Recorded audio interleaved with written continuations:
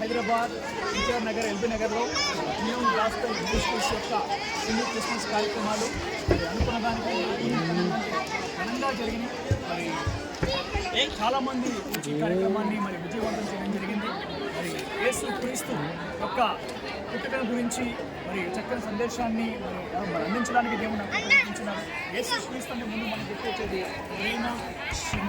ఎటువంటి పాపనైనా సరే దగ్గరికి చేర్చుకుని పాపని క్షమించగలిగేటువంటి సందర్భము ఈ ప్రేమ యేసుక్రీస్తు మాత్రమే ఉన్నది.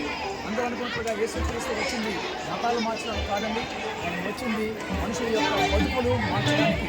ఎవరు ఎటువంటి పాపములో ఉన్నా, అలాంటి చెడు అలవాట్లు ఉన్నా వాటన్నిటి నుంచి విడిపించి వారందరినీ కూడా ఉన్న మరి బాధ్యతాయుతమైనటువంటి ఒక మనుషులుగా తీర్చిదిద్దగలిగేటువంటి సామర్థ్యము యేసుక్రీస్తు మాత్రమే.